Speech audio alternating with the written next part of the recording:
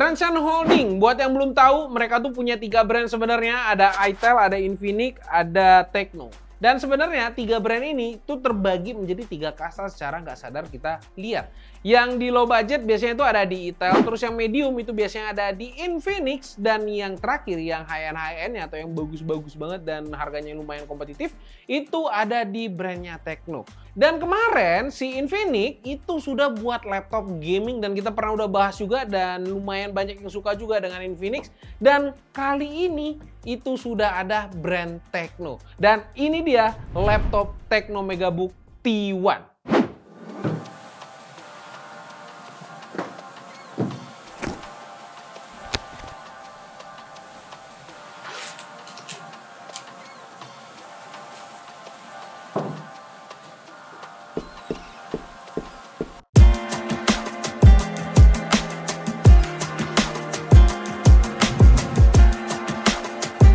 Nah, ini dia laptop Megabook T1 dari Tecno. Gue juga nggak tahu kenapa Tecno tuh mengeluarkan laptop yang mid to low ya sebenarnya. Karena kita lihat kemarin Infinix sendiri mengeluarkan laptop gaming yang dimana udah mid to high gitu kan. Harusnya ini nih ada di kelas Infinix. Cuman ya udahlah, untuk urusan pengkelasan itu biarkan Transsion Group aja. Kita cuman menikmati aja barang yang disediakan oleh Transsion Group.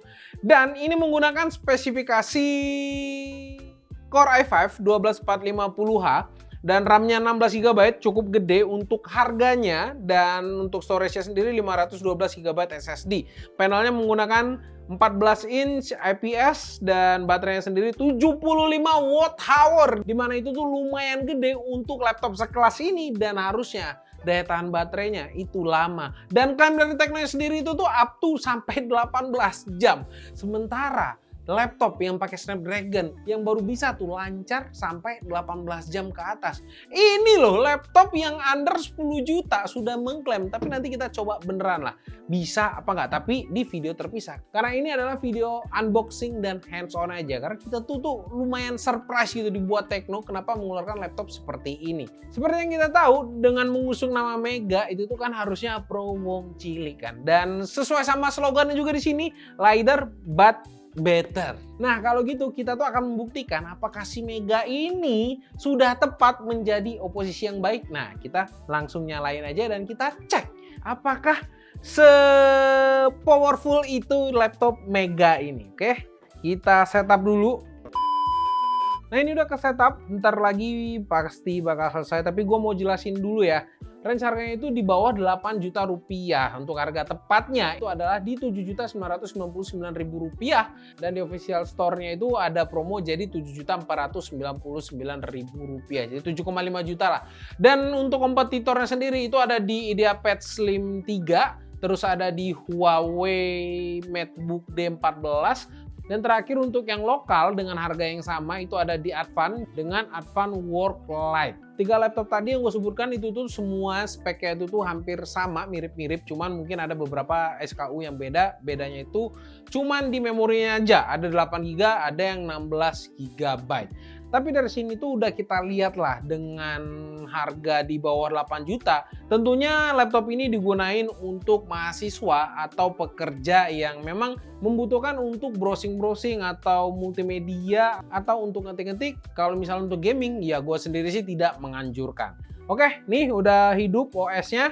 Sekarang kita cek, yang belum kecek di sini adalah memori. Memorinya itu 16 GB, tapi speednya tuh sendiri menggunakan speed 4267, di mana harusnya itu tuh udah kenceng. Dan gua sendiri itu tuh udah yakin banget laptop ini bakal inceran banget. Dan pertanyaan sekarang di sini tinggal after sales-nya aja, karena kan biasanya laptop-laptop murah itu tuh pertanyaannya after sales. Nah, kalau dari sisi desain sendiri seperti yang kalian lihat, mungkin ada beberapa yang suka dengan desainnya, mungkin beberapa ada yang nggak suka. Karena desain itu tuh beneran preferensi masing-masing. Kalau gue sendiri sih masih sosok aja kalau untuk preferensi gue ya.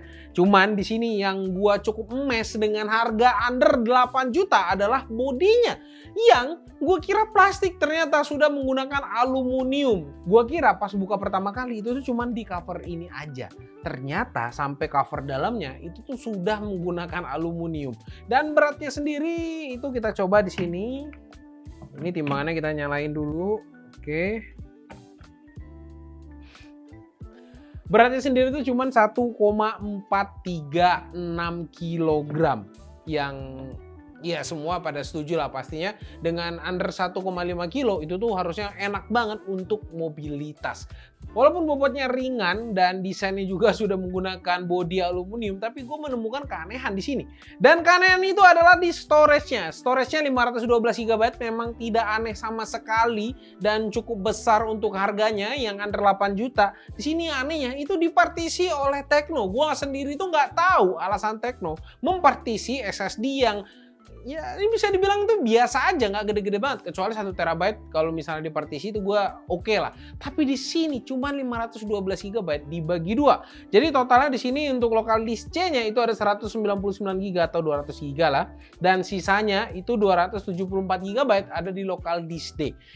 Dan yang gue ragukan di sini adalah ketika kalian menggunakan banyak aplikasi dan menginstalnya di lokal disk C, kalian tuh akan menemukan low storage atau low disk space. Terus kita lanjut ke bagian keyboardnya. Kalau setelah gue coba nih tombol-tombol keyboardnya ini mungkin bisa dibilang nggak terlalu tactile, masih terasa rubbernya. Tapi menurut gue tuh sudah cukup oke lah untuk sebuah laptop dengan harga under 8 juta. Kalau untuk touchpadnya sendiri di sini lumayan luas dengan ya seperti kita tahu lah kan, Tecno ini kan baru masukin laptop ke Indo.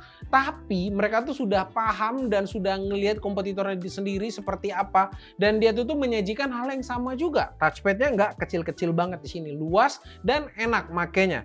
Dan yang lumayan unik juga yang mungkin banyak brand-brand lain nggak memperhatikan soal ini, yaitu adalah privacy shutter. Dan di laptopnya sendiri itu sudah ada privacy shutter. Dan sekalian kita bahas tentang kameranya seperti apa. Apakah burik, apa surprisingly gitu kan, tiba-tiba bagus gitu. Dan gue tuh cukup kaget ya dengan kameranya. Dengan harganya lagi ya, balik-balik under 8 juta. Kamera ini bagus loh untuk laptop di bawah 8 juta. Dan sudah bisa dipastikan kalau kalian meeting pakai ini dengan lighting yang cukup gitu, itu gambarnya itu tuh bagus dan gak burik. Kenapa nggak laptop harga 10 juta ke atas nggak kayak gini ya? Apakah Tecno punya kamera HP sendiri gitu kan, jadi ditaruh ke sini, gue juga nggak tahu. Tapi ya udahlah, kameranya di sini nih udah bagus. Dan mikrofonnya sendiri kalian bisa kasih tahu lah komentar di bawah gitu kan, apakah kalian suka dengan mikrofon di sini, apakah nggak. Coba lu ngomong di situ. Oke, nah itu suara di belakang sengaja disuruh ngomong biar tahu lah suara background itu seperti apa. Dan ini hasilnya kalian bisa komen aja di bawah. Ya asik gak kamera dan mikrofon yang udah ada di sini? Karena ini adalah kamera yang lumayan oke menurut gue di harga under 8 juta. Nah kalau untuk suaranya sendiri gue tuh cukup kaget loh. Ini baru gue putar dikit ya.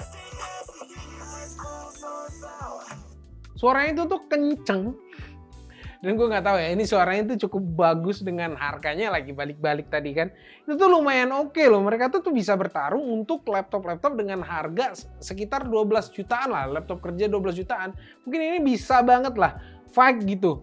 Dan mungkin yang lupa gue ngasih tahu, ini nih CPU-nya itu menggunakan CPU yang seri H. Di mana seri-seri CPU seri H itu tuh biasanya dipakai untuk laptop gaming. Ini diterapin untuk laptop kerja. Tapi walaupun menggunakan CPU laptop gaming, performanya itu tuh ya kayak CPU laptop gaming, kenceng. Cinebench-nya aja di sini Cinebench seri 15 itu tuh multicore mendapatkan 12.080-an dan single core-nya 216, dan tanpa baterai yang gua cukup kaget itu skornya 1294. Dimana ini nih kenceng banget untuk ukuran laptop yang balik-balik, laptop under 8 jutaan. Nanti kita bakal kasih tau lah review selengkapnya tuh seperti apa. At least untuk sekarang laptop ini sih layak banget jadi laptop terkenceng under 8 jutaan.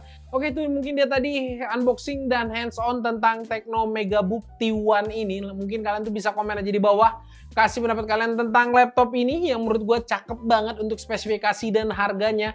Dan kalian juga bisa komen untuk software-software apa yang kalian butuhkan untuk dites di laptop ini. Jadi kita nanti bisa sajikan di review lengkapnya. Oke, mungkin sekian dulu konten kali ini. Sampai jumpa di video selanjutnya. Gua Rodi. Bye-bye guys.